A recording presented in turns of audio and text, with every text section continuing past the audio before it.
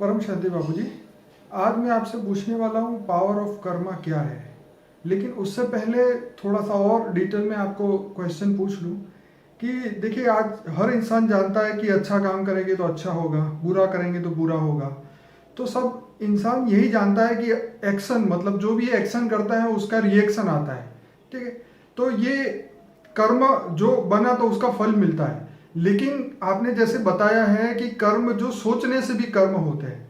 ठीक है, तो जो इंसान सोचता है उस हिसाब से उसके कर्म बनते हैं। जो उसकी भावनाएं होती है, जो फीलिंग्स होती है, उसके हिसाब से उसके कर्म बनते हैं। तो आप लोगों को ये समझाइए कि कर्म कितने प्रकार के हैं, कौन कौन से प्रकार के होते हैं कर्म, उससे क्या क्या रिजल्ट आता है, कौन से कर्म हद के हैं, कौन से कर्म बेहद के हैं, उससे उसकी आत्मा पे क्या इफेक्ट आता है, उसके शरीर पे क्या इफेक्ट आता है, और वो अपने आगे लाइफ पॉजिटिव करने के लिए और दिव्य पावर प्राप्त करने के लिए उसको कौन से कर्म करने चाहिए और विश्व कल्याण के लिए कौन से कर्म करने चाहिए। देखो, कर्म 3 प्रकार के हैं, ये सब जानते हैं, कॉमन है सब। आजकल कर्म की थियरी तो कॉमन है, इस पर हजारों बुकें लिखी गई है जी, मार्केट में अवेलेबल है।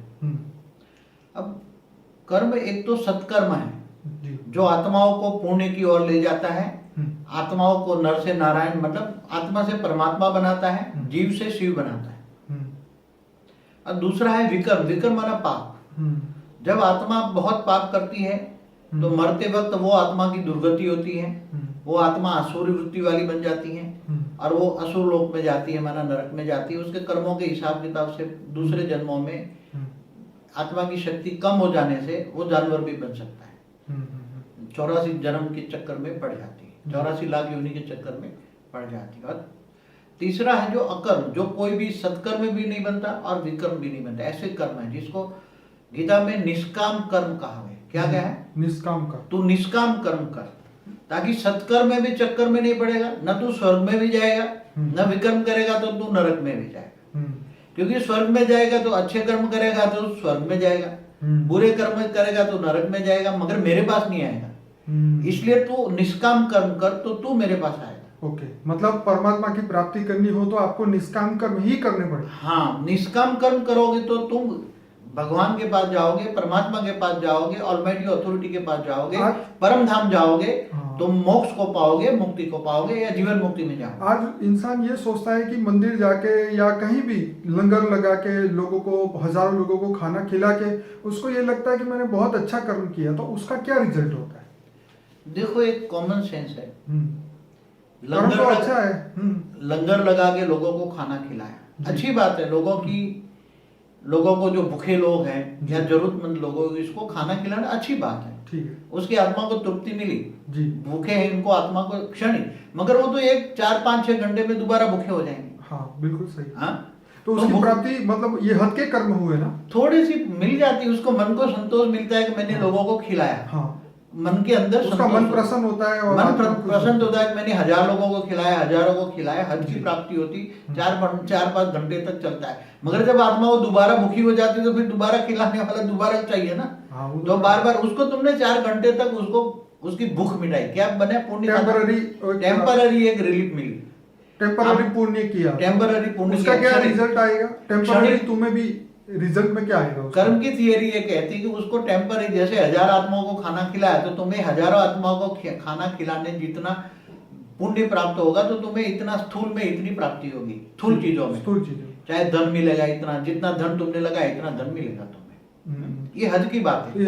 अच्छा, ये अच्छा कर्म किया मगर हद की बात है। मगर अगर वही धन अगर तुम ज्ञान मार्ग में चलाओ, क्या जो खाना खिलाने में, समझो कि तुमने लंगर चलाते हो, हर महीने लाख रुपया खर्च करते हो, साल में कई लोग 10 लाख 20 लाख खर्च करते हैं। अगर वही धन तुम लोगों को, आत्मा को आत्म प्राप्ति के लिए कराते हैं, आत्म ज्ञान के पीछे खर्च करता है वही धन। अगर लोगों को आत्मा को जगाने के लिए करता है, आत्माओं की ज्ञान देता है, आत्मा से परमात्मा को मिलाने के लिए धन का उपयोग होता है, तो जो आत्मा का दिया जलता है, आत्माओं का दिया जलने से तुम करोड़ों लोगों को आत्मज्ञान देते हो, तो तुम आत्मज्ञान तुम्हारा आत्मा का उद्धार करते हो। ठीक है, धन तो वही है, मगर धन ने तुम्हें कहाँ लगाया? आत्मज्ञान में लगाया। लोगों की आत्मा की उन्नति समझाए, आत्मा की अनुभूति कराए, तो वो आत्मा अंत में करोड़ों आत्माओं को आत्मज्ञान मिला और आत्माओं को कर्मों की थियरी का ज्ञान मिला और लोगों को सत्कर्म कराए और वो आत्मा धीरे धीरे परम धाम में चला जाए, ऐसा ज्ञान दिया तुमने। कहाँ चला जाए? वो आत्मा क्या बन जाए? तुमने निष्काम कर्म की थियरी बताई, ज्ञान दिया तुमने, वही धन का उपयोग तुमने, तो आत्मा की जो दुआएं हैं तो तुम्हें बेहद की प्राप्ति होगी, बेहद की प्राप्ति, वो हद की प्राप्ति, क्षणिक प्राप्ति, ठीक है, वो ये तुम्हें बेहद की प्राप्ति। तुमने करोड़ों आत्माओं को कर्म की थियोरी बचाया और निष्काम कर्म की थियोरी बताया, तो वो आत्माओं को, करोड़ों आत्माओं को आत्मा से परम आत्मा बनाया। क्या बनाया? परम परम परम आत्मा बन गए। और वो कहाँ चली गई? परम धाम। तो तुमने करोड़ों आत्माओं को परम धाम भेजने का काम किया। जैसे लोग कहते हैं तो वो बेहद की प्राप्ति है।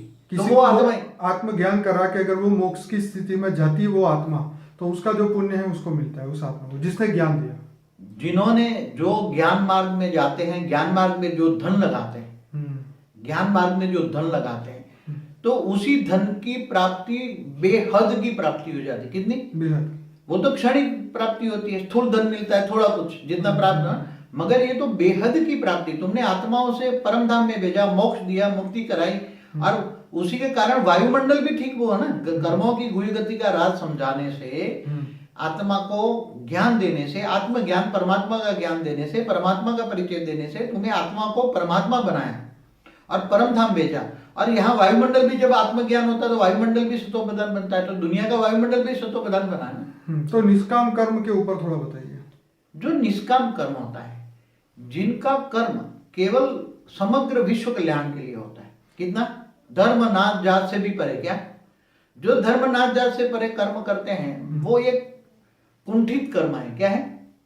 कोई जाति के लिए काम करता है, कोई अपने धर्म के लिए काम करता है, ऐसे तो बहुत सारे लोग हैं जो अपनी जाति, हाँ, वो करते हैं, मगर वो उसी में जो बेहद की प्राप्ति करनी है, बेहद की अगर प्राप्ति करनी है तुम्हें, अगर वो चाहता है तो मुझे खुद आत्मा भी करोड़ों आत्माओं को परम परम परम आत्मा बनाना चाहता है, समग्र विश्व का परिवर्तन चाहता है, विश्व कल्याण चाहता है, समग्र विश्व कल्याण। तो इसलिए शायद कृष्ण ने बोला कि अर्जुन को तू स्थित प्रज्ञ बन, स्थित मतलब ऐसी स्थिति धारण कर और पूरे इस दुनिया को परिवर्तन करने, उसका कल्याण करने के लिए कर्म कर।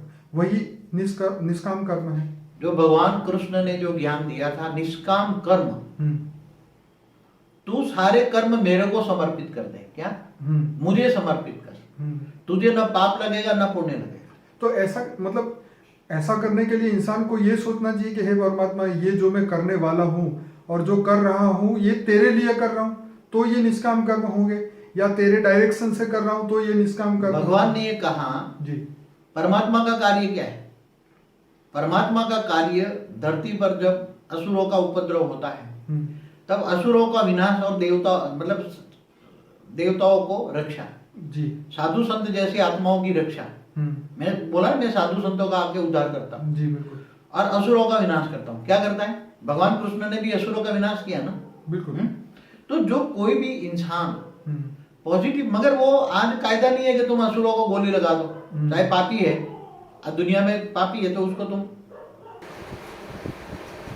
बापू जी, अब ये बताइए कि जो योग है जिसके अंदर हम सोचते हैं कि हमारी आत्मा जो है वो परमात्मा से कनेक्ट हो चुकी है, और जो परम तत्व की शक्ति है, जो पावर है, जो परम लाइट है, परम शक्तियाँ जो आपने बताई है, वो हमारी आत्मा के अंदर परम धाम से अनंत ब्रह्मांडों को क्रॉस करते करते आती है।